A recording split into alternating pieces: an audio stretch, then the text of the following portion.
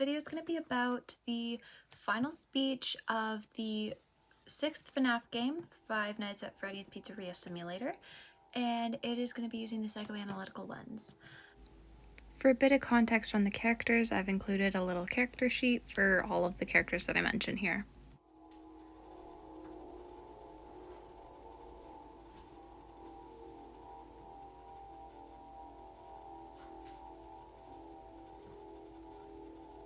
What does the final message actually mean?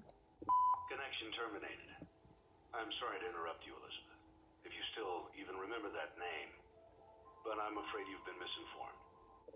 To start what we're analyzing, Henry, the man that's speaking, he starts by talking about Elizabeth. He's interrupting Elizabeth, which he says that he's not sure if she'll actually remember that name because of the complication of remnants being put back together, which is how they're possessed, how the animatronics get haunted in this series.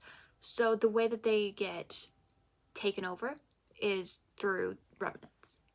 You are not here to receive a gift, nor have you been called here by the individual you assume, although you have indeed been called.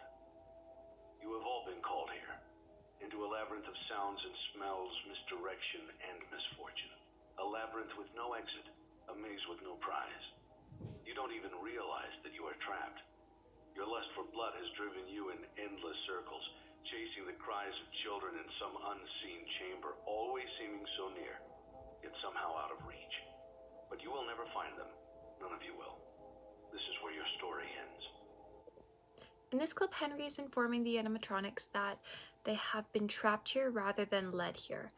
They've been invited back, but not for a prize that was intended. In the other games, it's a pre-built restaurant. This one looks like they're building the restaurant right now.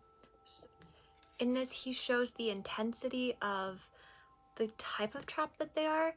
They've been led into a labyrinth of sounds and misdirection, and it's just a super intense graphic way of describing it, which adds emphasis on it. And you can, even though it's such a monotone voice, you can hear the pain that he's in while explaining the fact that he's manipulated these children's spirits into bringing them back here and continuing with more of this gameplay, and they're being trapped and their lust for blood isn't going to be fulfilled, and it's almost portraying them as monsters when that's not what he's intending, but it's kind of the role that they've taken on that he can't help but express. And to you, my brave volunteer, who somehow found this job listing not intended for you. Although there was a way out planned for you, I have a feeling that's not what you want. I have a feeling that you are right where you want to be. In this next bit, Henry talks to Mike, acknowledging that Mike wanted to be there, but it's not what Henry had intended.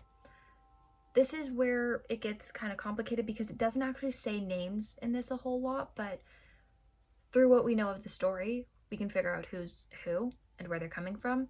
Mike is the person that we play. As the player, we're playing through Mike's perspective, who has returned game after game after game, trying to figure out what happened, because his father never really admitted to him what he did, but Mike always knew that it was more than what he told. So Mike was always trying to get in and solve things and wanted problems to be fixed, and we see that through his years of attempts. He tried to get Henry to help him before, but while Henry was so out of it due to the grief of his child, Mike couldn't get through to him yet, and he sat by the pond for years until he finally decided that he needed to take a step up into this and help her the way that she deserved to be helped that night that she died, and he couldn't save her. I am remaining as well. I am nearby. This place will not be remembered, and the memory of everything that started this can finally begin to fade away, as the agony of every tragedy should. And to you monsters trapped in the corridors, be still and give up your spirits. They don't belong to you. For most of you, I believe there is peace, and perhaps more, waiting for you after the smoke clears. Although for one of you, the darkest pit of hell has opened to swallow In this part, Henry's making it clear that this has been years of torture, trauma, agony, pain, just like everything awful has happened relating to these restaurants, these characters, everything. The Aftons, the Emilys, all of it needs to go for everything to be back peaceful again. Now, he uses words that show how deeply he felt all of this, and we know that he really had a hard decision making this because he had to go against kind of morals. Like, are you gonna betray everyone like that? That should not be betrayed, but in order to get what they deserve, there needs to be some extreme measures, and this was his extreme measure. He also mentions his old friend Afton, William Afton, how he did not do anything good and how he needs to be punished for that. And the deepest, darkest pit of hell has opened to swallow him whole. Henry also mentions that he's nearby, which shows that he's not passing the blame off of himself. He does realize that he's a part of this and that if everything's going, that means that he has to go too. So we can assume that he's in the building as well right now. He did make mistakes. He couldn't save his daughter. He didn't help any of the other children. He couldn't help any of the other children. Not that it was his job to help. He didn't realize that it was happening. And when he did realize that stuff was happening, he sat by a pond and couldn't do anything because of his grief, which he's now clearly regretting because he's taking the extreme measure of burn it all, basically. My daughter, if you can hear me, I knew you would return as well. It's in your nature to protect the innocent. I'm sorry that on that day, the day you were shut out and left to die, no one was there to lift you up into their arms, the way you lifted others into yours. And then, what became of you? I should have known you wouldn't be content to disappear. Not my daughter. I couldn't save you then, so let me save you now. It's time to rest, for you, and for those you have carried in your arms. Now Henry mentions to his daughter that years after her death, he still was trying to help her.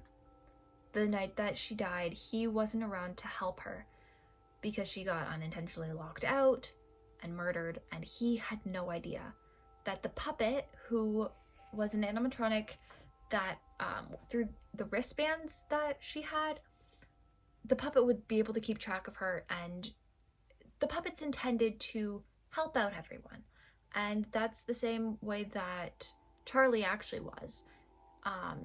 So their personalities mesh together well, and their spirits were still trying to help, even though they needed help too.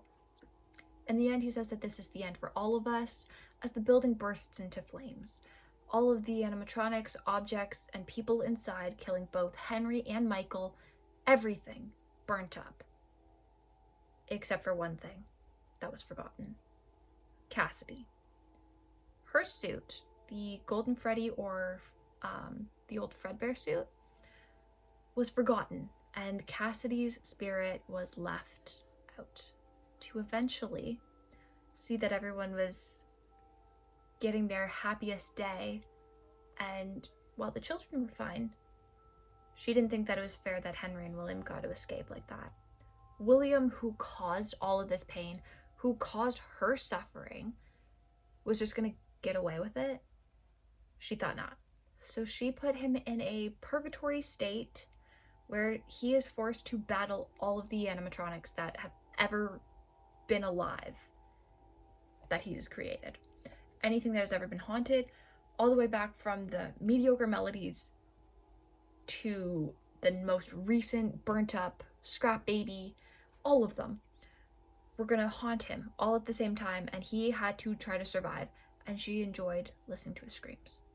So she couldn't move on, William couldn't move on, and Henry couldn't move on because he was still responsible for a lot of the things in Cassidy's mind, and he was put into this purgatory state as well as a man stuck deep in the code by a pond forever. My second question is about why would Henry want to burn all of the work he's worked for, and including his daughter's spirit? So, as a short answer, his grief. As mentioned above, all of this is so messed up that it's a lot for one person to handle, and losing your kid makes you do a lot of bad things in vengeance, but especially the fact that it was his best friend that ended up killing her. He wasn't okay with this situation, and he wanted to get back at it somehow, but he was so grief-struck for so long that he was unable to do anything. My final question is, why did Henry think that Mike wanted to stay? In the ending of this speech, Henry mentions that he thinks that his brave volunteer is exactly where he wants to be, referencing Mike, referencing Mike. Mike has gone through years trying to figure out what happened to his brother and how his spirit lingered on and how all of these animatronics are being haunted. He's been fired numerous times for tampering with the animatronics or something along those lines, and after being tortured for years, he knew that there was more going on than what his dad was telling him, so he was trying to figure out exactly what happened. And after figuring out things and experiencing things like being scooped and revived in a sense, he had this different connection to the way that he treated these things. And now he is fighting back using everything that he can to get this relief, this weight off his shoulders about his brother's death, and he's willing to sacrifice his life for the life of both of his siblings. Both of them died kind of due to William, but also Henry had a part in Evan's, so he needed to get some reassurance and accept the fact that he's gone. Now that Henry's plan had been in motion, which was very similar to how Mike would have handled this, I think, they can see how everything came to an end, and Evan got his happiest day, and justice of a sense was brought to everyone else involved, and that was good enough for Mike, and he finally passed away too.